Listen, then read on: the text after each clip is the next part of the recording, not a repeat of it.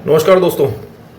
आप जानते हैं कि यूसीसी के बारे में काफ़ी बातें चल रही हैं। जब भारतीय जनता पार्टी ने सत्ता में आई थी, एक सत्तारूढ़ दल बनी, तो उसका पहला एजेंडा जो था, जो उन्होंने अपने एजेंडे में बताया था, मौखिक तौर पे या रिटन तौर पे, मौखिक तौर पे तो बताया था कि वो यूसीसी लागू करेंगे, यानी कि यूनिफॉर्म सिविल कोड लागू करेंगे। यूनिफॉर्म सिविल कोड का बेसिक मीनिंग है कि सभी नागरिकों पे एक जैसा नियम, किसी धर्म से अलग हटकर एक जैसा नियम सबके ऊपर लागू होगा। उसको यूनिफॉर्म सिविल कोड कहा जाता है, यानी कि एक जैसा कानून सभी देशवासियों के लिए। पहले जो कानून बने हुए हैं वो कुछ अलग अलग धर्मों के हिसाब से हैं, जैसे कि मुस्लिम लॉ है, फिर हिंदू लॉ है, फिर और भी बाकी लॉज हैं। वो इस तरह से बने हुए हैं कि वो धर्म निरपेक्ष नहीं है। अब जनता को यूसीसी से क्या फ़ायदा होगा? इससे फ़ायदा ये होगा कि सबको एक ही तरह से, एक ही ढर्रे में, एक ही स्ट्रक्चर में, एक ही इंफ्रास्ट्रक्चर में सबको एक ही तरह से ट्रीट किया जाएगा।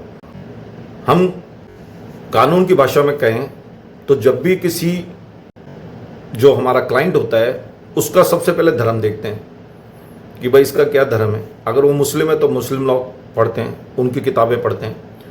हिंदू होता है तो हिंदू के हिसाब से पढ़ते हैं।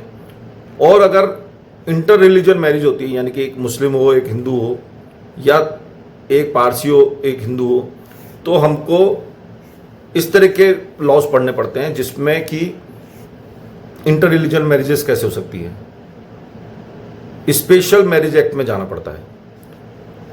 तो यूनिफॉर्म सिविल कोड का यूनिफॉर्म से मतलब ही है कि सबके लिए एक जैसा कानून, यूनिफॉर्म कानून शब्द ही ये डिफाइन करता है, अपनी परिभाषा देता है। अब आगे चलते हैं, यूनिफॉर्म सिविल कोड कहाँ कहाँ चल रहा है, कहाँ कहाँ लागू हो चुका है। वो हो चुका है, गुजरात में लागू हो चुका है और उत्तराखंड में लागू हो चुका है।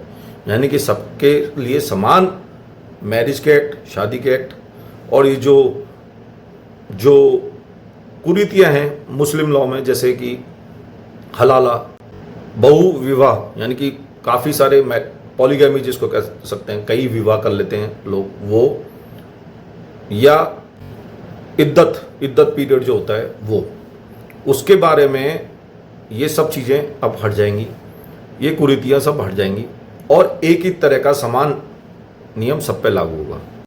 तो काफ़ी उसमें हमारा एक स्टेट राजस्थान भी है जिसमें यूनिफॉर्म सिविल कोड बहुत जल्दी आने वाला है।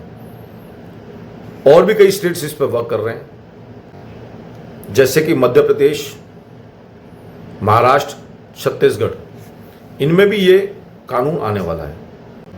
तो जितने भी भारतीय जनता पार्टी द्वारा गवर्न करने वाले स्टेट्स जितने भी हैं, जो भी राज्य हैं, उनमें यूसीसी आने वाला है। ये मान के चलिए, परामर्श लिया जा रहा है, लोगों से कंसल्टेंसी ली जा रही है, पब्लिक व्यूज़ लिए जा रहे हैं, जनता से पूछा जा रहा है और उनसे परामर्श लिया जा रहा है। हाई लेवल कमेटीज़ भी बन रही है, कई जगह ड्राफ्टिंग भी हो रही है। छत्तीसगढ़ में ड्राफ्टिंग चल रही है इस कानून की। और हमारा जो आर्टिकल 44 है वो भी ये कहता है कि भाई शुरू में ही जब हमारा संविधान लागू होता तो उसमें शुरू में ही ये आर्टिकल 44 के माध्यम से ये लिख दिया गया था कि एक जैसा कानून सभी नागरिकों के लिए होना चाहिए, यानी कि किसी को भी, किसी के साथ भी अन्याय नहीं होना चाहिए। एक जैसा कानून, यानी कि गरीब हो चाहे अमीर हो, छोटा हो बड़ा हो, किसी भी तरह का कोई कानून भेदभाव नहीं करेगा, जाति पे, धर्म के बेसिस पे या किसी भी बेसिस पे। ये उसकी मौलिक जो कॉन्स्टिट्यूशन की जो भावना थी, मौलिक भावना थी, वो यही थी। उसी के बेसिस पे यूसीसी लागू होने वाला है। तो 44 इसके बारे में, आर्टिकल 44 अनुच्छेद 44 बिल्कुल क्लियर कट कहता है। तो तैयार हो जाइए। और जो ये बच्चे लिविंग रिलेशनशिप में रहते हैं, इधर उधर आराम से रहते हैं, छुप के रहते हैं, तो उनको मैं बिल्कुल सावधान कर देना चाहता हूं कि आने वाले समय में जितने भी लिविंग रिलेशनशिप्स होंगे वो सब रजिस्टर्ड होंगे, एक मैरिज की तरह होंगे, शादी की तरह होंगे।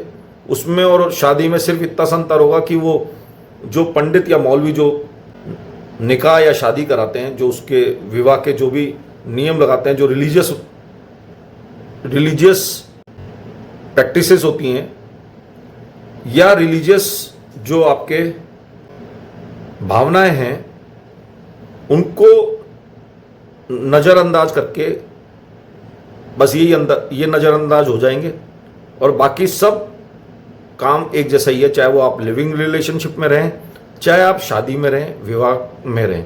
आपके जो राइट्स हैं, हस्बैंड वाइफ के जो राइट्स होंगे, दंपत्ति के जो राइट्स होंगे, वो वैसे ही होंगे जैसे शादी वाले होंगे, और जो उनके बच्चे पैदा होंगे उनके भी राइट्स वही रहेंगे। आप जानते हैं हमारा जो कॉन्स्टिट्यूशन है बहुत कुछ यूरोप से और अदर कंट्रीज से लिया गया है, तो बहुत कुछ रूल्स वही वाले हैं।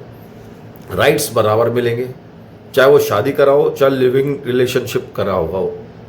तो इसलिए आप तैयार रहें, किसी भी तरह का कोई ऐसा रिलेशन ना रखें।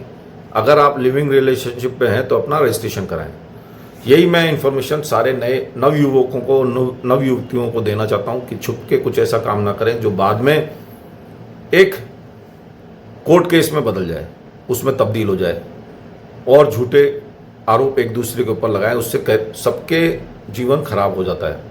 इसी के साथ मैं विदा लेता हूं और मैं आपका होस्ट एडवोकेट मयंक नरूका इसी तरह से नए नए टॉपिक्स लाता रहता हूं। मेरे चैनल को लाइक करिए, सब्सक्राइब करिए और शेयर करिए। बहुत बहुत धन्यवाद। आपका दिन शुभ रहे।